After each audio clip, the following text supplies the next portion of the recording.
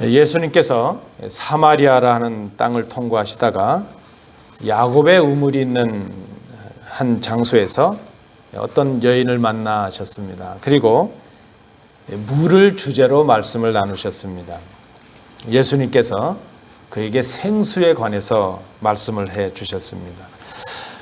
이 말씀을 들은 그 여인이 예수님께 요청을 합니다. 그러면 나에게 영원토록 목마르지 않을 수 있는 그 물을 좀 주십시오. 이렇게 예수님께 요청을 합니다. 그런데 예수님께서 영원히 목마르지 않는 물을 달라는 그 여인의 요청에 대한 답을 하시지 않고 전혀 이상한 말씀을 하시는 겁니다. 내 남편을 데리고 오라 그러십니다. 내 남편을 데리고 오라. 그랬더니 그 여인이 예수님에게 자신은 남편이 없습니다 그렇게 말을 했죠. 그런데 이미 예수님께서 그 여인과의 대화 중에서 이미 그 여인에게는 5명의 남편이 있었고 지금 있는 사람도 사실 그 여인의 남편이 아니라 하는 것을 주님께서 말씀을 하십니다. 사실 지금 이 본문에서 주님과의 대화 가운데 이 남편이 5이 있니 없니 이런 대화를 소개하고 있는 요한의 관심은 이 여인이 지금 비정상적인 결혼 생활을 하고 있는 이상한 사람이다, 더러운 여인이다 그런 것을 드러내는 데 관심이 있는 것이 아닙니다. 요한이 굳이 이 여인의 과거를 알고 계시는 이 주님을 말씀하고 있는 이유는, 이런 묘사를 하고 있는 이유는 주님께서, 우리 예수님께서 사람들의 과거와 현재를 온전히 알고 계시는 능력이 있으신 초월적인 하나님이신 그런 하나님의 아들이시라는 것을 증거하기 위해서 이 내용을 소개하고 있습니다. 자, 이 여인이 자신의 과거와 현재를 잘 알고 있는 주님을 눈앞에서 목격합니다. 처음에 이 여인은 예수님께서 이 여인을 처음 만나서 나에게 좀 물 좀 달라 그렇게 말씀을 요청하셨을 때 이 여인이 주님을 향해서 뭐라 그러죠? 유대인인 당신이, 유대인 한 남자가 이렇게 말합니다. 그런데 이제 여인은 예수님을 향해서 그 예수님의 능력을 경험하고 나서 선지자요 이렇게, 당신은 선지자이십니다 이렇게 고백을 합니다. 예수님이 그저 평범한 한 유대인이 아니라 영감을 받아서, 능력을 받아서 초월적인 지식을 가지신 분으로 생각을 합니다. 아직 물론 메시아라고 생각은 하지 못하지만 하나님의 보내심을 받았거나 혹은 하나님의 능력을 가지고 있는 선지자 중에 한 분일 것이라 그렇게 생각을 했을 것입니다. 우리가 이 본문에서 이 여인이 처해 있는 상황을 짐작하고도 남습니다. 아마 이 여인은 그 동네에서 손가락질을 받는 사람이었을 것입니다. 여러분, 지금 우리 입장에서도 그렇잖아요. 남편이 5이나 있대. 지금 있는 남편도 진짜 남편이 아니래. 그러면 어떻게들 생각할까요? 와, 그분 참 능력 있네 그럴까요? 안 그럴 거예요. 손가락질 할 거죠. 이 여인이 지금 그 갈증을 가지고 있는데 그 부끄러움을 가진 이 여인도 물은 마셔야 살겠기에 이 우물가로 사람이 드문 잘 다니지 않는 그 뜨거운 때에 한적한 때를 택해서 우물에 물을 길러 나온 것이죠. 그런데 그가 주님과의 대화 속에서 깨닫게 되는 것이 그것입니다. 우리 인간들이 경험하는 진정한 갈증은 물을 마시지 못해서 오는 육체적인 갈증이 아니라 하나님께 진정으로 예배하지 못하는 그 영적인 갈증이었다는 것이죠. 여러분, 이 육적인 갈증보다 더 우리를 목마르게 하는 것은 영적인 갈증이라는 것입니다. 우리가 영적인 존재들이기 때문입니다. 자, 예수님을 선지자라 이렇게 생각하게 된 여인은 갑자기 예배에 관해서 질문을 합니다. 그가 평상시에 예배에 대한 갈증이 있었기 때문입니다. 그 여인의 질문의 요지가 무엇인가 하면 우리가 어디에서 예배를 해야 하나님이 기뻐 받으실 예배가 되겠는가? 바로 그것입니다. 어디에서 예배를 드려야 되는가? 이 여인의 질문에 주님께서 대답을 주십니다. 우리가 오늘 살피고자 하는 본문이 바로 이것입니다. 이 주님의 대답, 이 말씀 속에서 우리는 참되게 예배하는 자의 예배 자세, 예배 모습이 어떠해야 하는가 하는 것을 우리가 발견하게 됩니다. 우리 성도님들의 이해를 돕기 위해서 세 가지로 정리를 해보았습니다. 첫 번째는 22절, 23절을 참조해 주십시오. 참되게 예배하는 사람들, 그들은 예배 대상을 바로 아는 사람들이라는 것입니다. 예배 대상을 바로 정하는 사람들. 참되게 예배하는 사람들이 처음으로 생각해야 될 것은 누구에게 예배하는가 하는 것입니다. 우리의 예배 대상이 누구인가 하는 것이죠. 참되게 예배하는 자는 예배를 받으시는 하나님이 누구이신가를 알고 그 하나님께 예배하는 사람, 그렇게 말할 수 있습니다. 오늘 본문 23절에서 주님께서 말씀하십니다. 아버지께 예배하라는 겁니다. 아버지께. 이 아버지는 바로 하나님을 말씀합니다. 그리스도인들인 우리들, 예배하는 우리들의 예배 대상, 우리의 예배를 받으시는 분은 하나님이십니다. 하나님 한 분만이 예배 대상이십니다.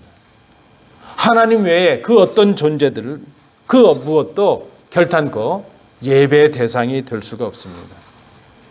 모세를 통해 주셨던 십계명의 말씀 속에서도 하나님 말씀하십니다. 나 외에 다른 신들을 너에게 있게 하지 말지니라. 하나님의 명령입니다. 하나님께서 예배 대상이시다 하는 이 말은 곧 하나님의 아들이신 예수님이 예배 대상이시라는 것을 우리에게 말씀해 줍니다. 사도 요한은 이 자신의 이 복음서 요한복음에서 그렇게 설명을 합니다. 예수님께서 하나님이 창조하시는 그 사역에 함께 하셨다. 태초에 하나님이 만물을 창조하실 때 삼위일체 하나님이 함께 하셨다는 것입니다. 그의 구체적인 표현은 그것입니다. 모든 만물이 그로 말미암아 되어졌다는 것입니다. 하나님, 예수님, 창조주로서 역사하셨다는 것이죠. 특별히 1장 51절 말씀에도 보면 예수님은 하늘과 땅을 연결하는 중재적 존재가 되셨다. 그렇게 말씀을 합니다. 주님께서 친히 말씀도 하십니다. 요한복음 10장 30절 말씀에 보니까 예수님과 아버지가 나와 아버지가 하나이시다. 그렇게 말합니다. 여러분 요즘 이렇게 말하는 이단들이 많죠.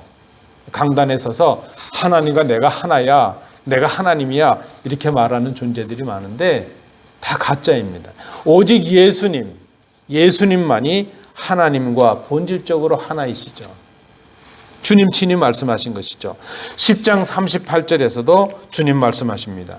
아버지가 예수님 안에 계시고 예수님이 아버지 안에 있다.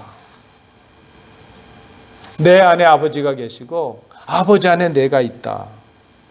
나를 본 자는 아버지를 본 것과 같다. 주님 말씀하십니다. 여러분 우리가 기도할 때에 예수님의 이름으로 기도합니다. 예수님의 이름으로 하나님께 기도합니다. 우리의 힘과 능력으로는 하나님 앞에 나아갈 수 없습니다. 우리의 허물이 너무나도 많아서 하나님 앞에 설 수가 없습니다. 그런데 우리의 허물을 씻으신 그 예수님의 공로를 힘입어 예수님의 은혜를 힘입어 우리는 담대하게 하나님께 나아갈 수 있는 존재들이 되었습니다. 구약성경 레위기 1장 3절 하반절에 보면 이런 표현이 있습니다.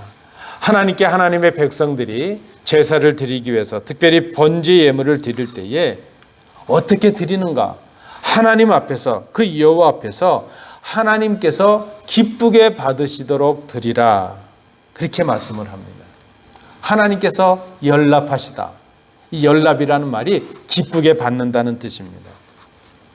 하나님 앞에 나와서 제사를 드리고 제물을 드릴 때에 제물을 드리는 자의 자신의 기쁨과 자신의 만족을 위해서 제사를 드리고 제물을 드리는 것이 아니라는 것입니다. 여러분 오늘 우리가 이렇게 예배를 합니다. 주의 전에 나와서도 예배하고 또 온라인으로도 이렇게 함께 예배합니다. 우리가 이렇게 예배하는데 그 예배 첫 모습은 내가 기쁘기 위해서, 내가 만족하기 위해서 예배하는 것이 아니라는 것입니다. 그 제사와 그 제물을 받으시는 하나님을 기쁘시게 하기 위해서 제물을 드리고 제사를 드립니다. 따라서 예배하는 사람의 만족을 위해서 예배하는 것이 아니라 하나님께서 기뻐 받으시는 예배를 드려야 합니다. 이것이 예배의 대상을 잘 정하는 첫 모습입니다. 예배 많은 시간들, 우리가 드리는 예배 순서들, 우리가 드리는 찬양과 우리의 기도와 심지어 우리가 드리는 예물, 이것이 우리를 위한 것이 아니라 하나님께서 받으시는 제물이 되도록, 하나님 기뻐하시는 예배가 되도록 드려야 한다는 것입니다. 여러분, 요즘 이 시대에 우리의 예배를 한번 돌아봅니다. 그리고 정직하게 한번 돌이켜 보십시오. 정말 하나님께 예배하는가? 아니면 내가 영광을 얻고 내가 기뻐하고 내가 만족하기 위해서 예배하는가? 예배 첫 의미는, 하나님께 예배한다는 그 첫 의미는 예배를 나의 만족을 위한 것, 나를 위한 것이 아니라 하나님을 위한 것으로 드리는 모습이라 할 수 있습니다. 우리를 즐겁게 하기 위한 예배이거나 우리의 만족을 위한 것, 그것이 아니어야 한다는 것입니다. 예배를 받으시는 하나님을 기쁘시게 하는 예배, 그 예배가 참된 예배입니다. 예배의 대상을 바르게 하는 예배, 우리에게 필요한 예배입니다. 오늘 본문에서 발견하는 두 번째 참된 예배의 모습은 이것입니다.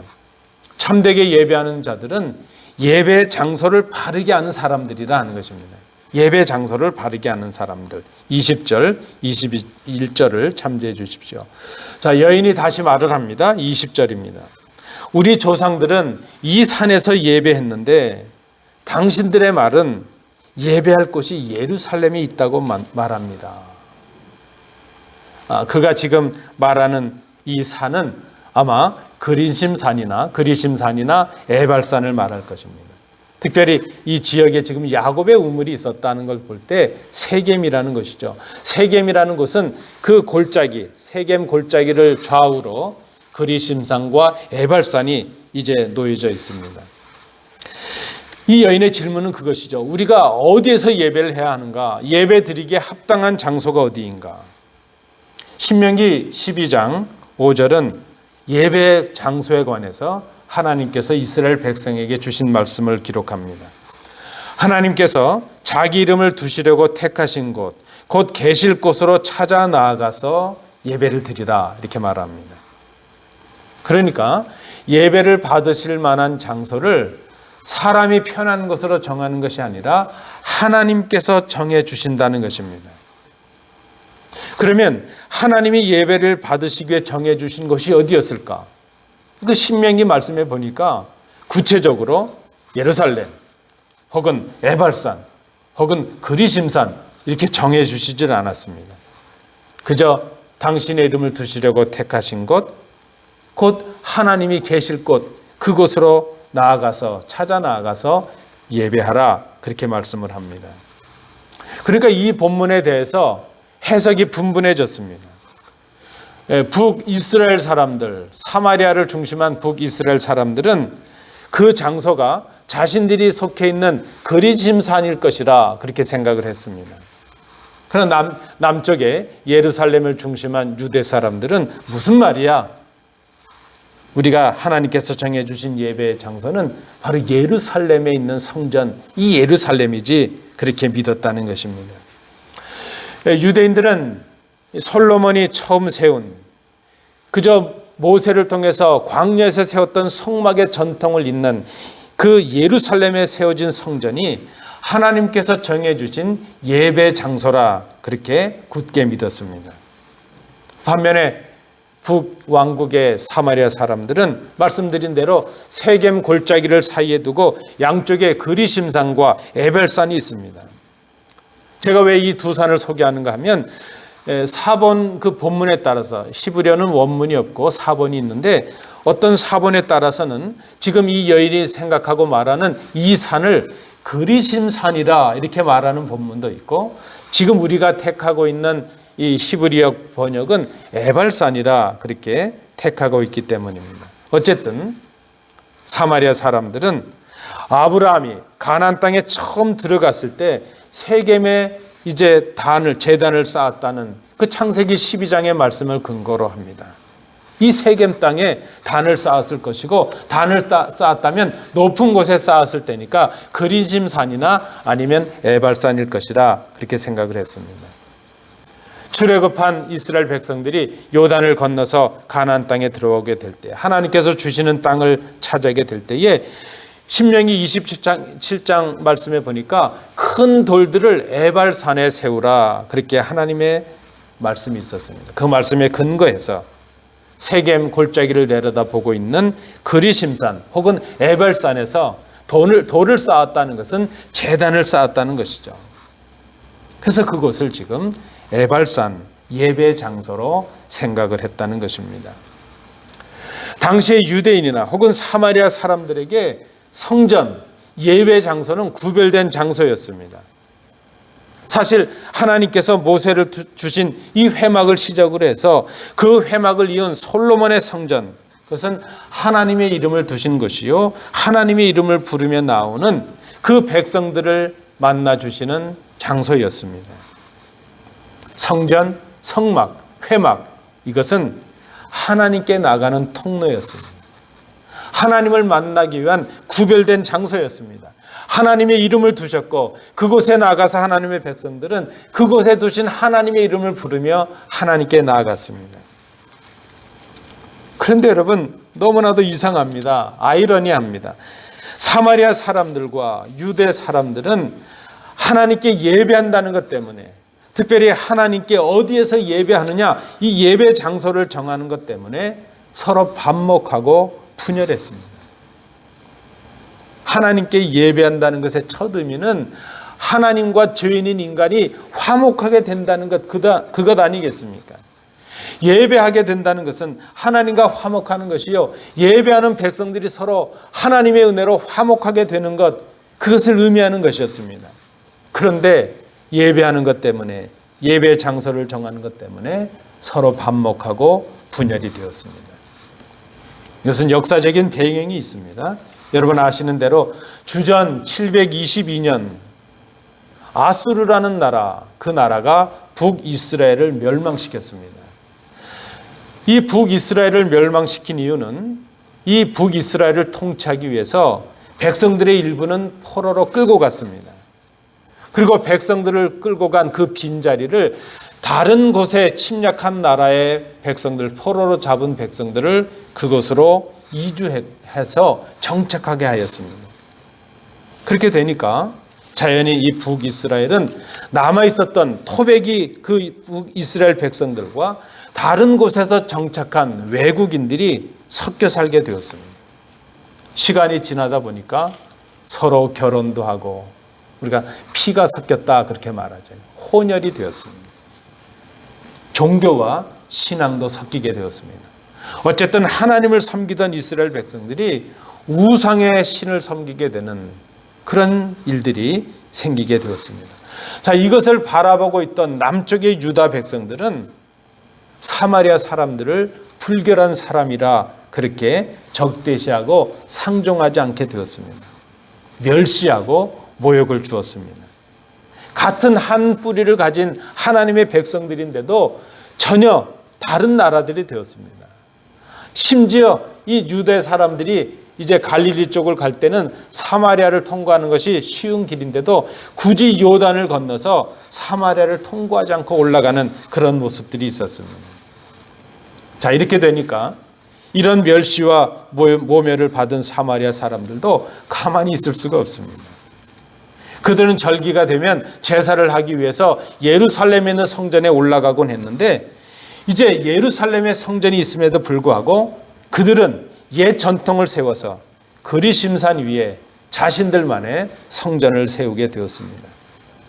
그렇게 하고 사마리아 사람들, 유대인들은 서로 자신들이 세운 성전이 참된 예배 장소라 그렇게 주장을 하고 싸웠습니다. 여인의 질문은 바로 이 역사적인 배경을 담고 있습니다. 당신이 유대인이라면 이런 내용을 알 텐데, 이런 논쟁이 있는데, 그러면 도대체 우리는 어디에서 예배를 해야 할까? 지금 그 질문을 하고 있습니다. 이 질문에 대해서 주님께서 말씀하십니다. 21절입니다.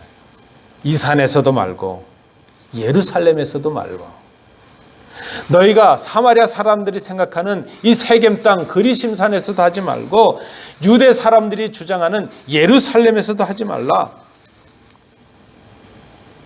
너희가 아버지께 예배할 때가 이르리라. 여러분, 충격적인 말씀 아닙니까? 예배를 드릴 거룩한 장소는 사마리아에 있는 이 산도 아니고 유대에 있는 저 예루살렘도 아니라 이 말씀입니다. 이 말씀을 지금 우리의 의미로 해석하면 우리의 눈에 보이는 성전이 예배의 장소로 유일한 곳이 아니라는 그런 의미로도 해석이 됩니다. 여러분, 혼동이 됩니다. 하나님께 예배하는 장소는 어디일까? 이 산도 저 예루살렘도 특별하게 구별되는 장소가 되지 못한다 하는 것입니다. 성전과 성전의 제사는 하나님께 나아가는 유일한 길이었습니다. 여러분, 예배가 무엇일까요? 죄인인 인간이, 자신들의 능력으로 하나님 앞에 나아갈 수 없는 인간이 하나님께 나아갈 수 있는, 하나님께서 열어주신 유일한 길이 바로 예배였습니다. 그래서 성전이 의미가 있습니다. 성전은 죄인인 백성이 하나님께 나아갈 수 있는 유일한 장소였습니다. 그런데 여러분, 역사적으로 어떠합니까? 지금 이 본문에서 말하고 있는 그리심산의 성전이건 에발산의 성전이건 예루살렘의 성전이건 다 회파되고 남아있지 않습니다. 성전이 남아있던 그 땅에는 지금 이슬람 성전이 크게 세워졌을 뿐입니다. 오늘 우리에게 하나님께 나아가고 하나님을 만나는 예배 장소, 성전이 어디인가? 여러분, 구약의 유대인들이 섬기던 그 성막이 우리의 성전이 더 이상 아니라는 것입니다. 솔로몬의 성전이 이제 더 이상 우리의 예배 자리가 아닌 것입니다. 우리는 그 모세를 통해 세웠던 성막과 예루살렘의 성전을 통해서 예배의 의미를 배울 뿐입니다. 그런데 오늘 주님께서 말씀하십니다. 요한복음 2장 19절 말씀에 보면, 너희들이 이 성전을 헐라 내가 사흘 동안에 일으키리라 주님 말씀하십니다. 이 말씀은 부활하신 예수님의 몸이 이 산과 예루살렘의 성전을 대신할 새로운 성전이라는 바로 그 말씀입니다. 우리 기독교인이 생각하는 예배 장소와 유대인들, 구약이 생각하는 예배 장소가 구별될 것이 필요하다는 바로 그 말씀입니다. 어떤 의미입니까? 이제 예수님을 믿는 우리는 구약의 백성들처럼 더 이상 짐승을 잡아서 단을 쌓아 불에 태우고 피를 뿌리던 성전의 제사를 드릴 필요가 없게 되었다는 것입니다. 우리는 더 이상 그런 성전을 필요로 하지 않습니다. 그런 단을 필요로 하지 않습니다. 부활하신 몸이 예수님께 나가는 통로가 되었습니다. 이제 우리는 친히 희생제물이 되셔서 십자가 위에서 물과 피를 쏟으신 그 예수님의 희생으로 단번에 하나님께 나가는 예배의 백성이 되었습니다. 여러분, 더 이상 우리는 이런 성전이 필요 없습니다. 짐승을 잡고 짐승의 각을 뜨고 구별해서 태울 것은 태우고 피를 제단에 쏘아야 되는 그런 수고와 번거로움을 주님께서 다 제하여 주셨습니다. 주님께서 친히 제물이 되셔서 찢기시고 상하시고 태워지셨습니다. 물과 피를 다 쏟아 주셨습니다. 이제 우리가 할 일은 그 예수님의 죽으심과 다시 사심의 공로로 의지하고 하나님께 나아가는 것입니다. 우리가 예배해야 될 진정한 성전이 무엇입니까? 부활하신 예수님의 몸이 바로 우리의 성전이 되었다는 것입니다. 그리심산이냐 예루살렘 성이냐 그것이 중요하지 않습니다. 그래서 찬송가의 어떤 찬송가는 그렇게 노래하고 있죠. 초막이나 궁궐이나 내 주 예수 모신 곳이 그 어디나 하늘나라. 여러분, 화려한 성전에서만 예배하는 것이 아닙니다. 초막이건 궁궐이건 오늘 이 자리에서 예수님의 이름을 부르며 예수님이 우리의 하나님께 나가는 통로가 되고 참 길이요 진리라는 것을 깨닫고 그 이름을 부르며 하나님께 예배하는 그 자리, 그 자리가 바로 예배 자리입니다. 그 자리가 바로 하나님을 만나는 성전이 된다는 것입니다. 그래서 암울한 동굴에서도 예배할 수 있고 고난의 자리에서도 예배합니다. 어느 곳에 있든지 우리를 위해 성전이 되신, 우리를 위해 십자가에 죽으신 예수님의 이름을 부르며 하나님께 나가는 그 자리가 거룩한 예배의 장소가 되었다는 것입니다. 오늘 본문에서 발견하는 두 번째 참되게 예배하는 자리, 바로 그것입니다. 마지막 세 번째입니다. 22절부터 24절을 참조해 주십시오. 참되게 예배하는 자들은 예배의 자세를 바르게 아는 사람들이라는 것입니다. 누구에게 예배하느냐 중요하죠. 어떻게, 어디에서 예배하느냐 중요합니다. 그런데 그에 못지않게 중요한 것이 있는데 어떤 자세로 예배하는가. 이 참되게 예배하는 자들의 세 번째 거는 예배자의 자세에 관한 것입니다. 어떤 자세로 예배해야 하는가, 어떤 마음가짐으로 예배해야 하는가. 보면 23절을 보시기 바랍니다. 아버지께 참되게 예배하는 자들은 영과 진리로 예배할 때가 오나니 곧 이때라. 아버지께서는 자기에게 이렇게 예배하는 자들을 찾으시느니라. 여러분, 잘 생각해 보니까 사실 어느 장소에서 예배하느냐 그거 중요하지만 더 중요한 것은 어느 곳에 있든지 어떤 마음과 어떤 자세로 예배하느냐, 이것이 더 중요하다는 것을 깨닫습니다. 주님의 말씀은 영과 진리로 예배하는 것, 그렇게 말씀을 합니다. 이전 성경은 신령과 진정으로 예배한다 그랬어요. 근데 그 원어적인 바른 의미는 영과 진리라는 말이 더 바람직하다 생각이 됩니다. 자, 그러면 영과 진리로 예배한다는 것이 무엇일까? 아주 신령한 그런 경험을 가지고 황홀한 마음을 가지고 그런 상태에서 예배하는 것을 원하시는가? 그러면 그게 아니라는 것입니다. 영과 진리로 예배한다는 것은 예수님에 대한 올바른 신앙 고백을 가지고 영이신 하나님과 인격적인 만남이 있는 예배를 드리는 것, 바로 그것을 말합니다. 우리가 지금 예배하고 있는데 예수님에 대한 분명한, 예수님이 나의 구주시요 나의 주님이시라는, 하나님이 나의 아버지시라는 분명한 믿음의 고백을 가지고 하는 예배, 그 예배가 바로 영과 진리로 하는 예배라 하는 것입니다. 하나님을 아버지라고 고백할 수 있는 그런 아버지의 신앙, 아버지를 향한 영을 소유한 사람들, 아버지의 자녀로서 예수 그리스도를 고백하는 바른 믿음을 가진 사람들, 그렇게 드리는 예배가 영과 진리로 드리는 예배입니다. 이런 예배는 하나님께서 기뻐 받으십니다. 자녀들이 드리는 예배를 받지 않으실 아버지가 없기 때문입니다. 여러분, 눈에 넣어도 아프지 않을 자녀들 아닙니까?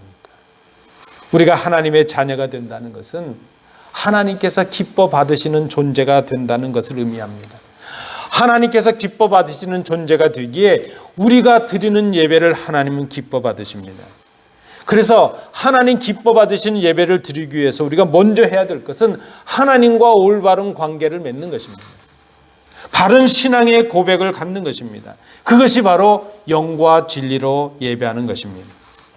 이 예배는 아버지와 화목하게 되는 예배요, 예배하는 우리가 서로를 형제로 고백하며 화목하게 되는 그것을 경험하는 예배, 그것이 바로 영과 진리로 드리는 예배입니다.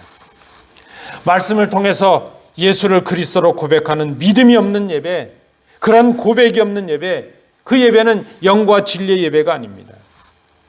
말씀을 통해서 지속적으로 그 삶을 통해서 예수님을 만나고 그 예수님을 본받아가는 그런 성도의 삶을 살아가는 그런 삶이 없이 드리는 예배라면 그저 1시간 나와서 형식적으로 순서에 참여하고 형식적으로 신앙 고백하고 형식적으로 예물을 드리는 것, 그런 예배는 영과 진리로 드리는 예배가 아니라는 것입니다. 여러분, 하나님을 속일 생각을 하지 마십시오. 사람들도 웬만큼 인생의 경험을 하면 속이는 말인지 아닌지 분간하지 않습니까? 우리의 중심을 꿰뚫는 하나님께서 우리의 거짓을 모르시고 우리의 진심을 모르시겠습니까? 영과 진리로 드리는 이 예배는 하나님 앞에 정직한 신앙의 고백을 가지고 말씀에 순종하는 삶을 가지고 드리는 예배, 하나님의 영에 순종하고 하나님의 말씀을 따르는 예배, 그 예배가 바로 영과 진리로 드리는 예배입니다. 그래서 영과 진리로 드리는 예배는 이 예배당의 1시간의 예배를 통해서 완성되는 것이 아니라 일주일의 우리의 삶을 통해서 준비되고 완성되는 것임을 우리가 깨달아야 됩니다. 영과 진리로 드리는 예배가 되면 예배하면 할수록 하나님의 마음을 알게 됩니다. 예배하면 할수록 주님의 말씀을 깨닫게 됩니다. 주님의 말씀을 실천하게 됩니다. 예배하면 할수록 우리가 사랑이 깊어지는 존재가 됩니다. 감사가 깊어지는 존재가 됩니다. 그래서 영과 진리로 드리는 예배는 예수님을 믿고 예수님께 붙어 있으려고 애쓰는 예배입니다. 예수님과 함께하는 예배입니다.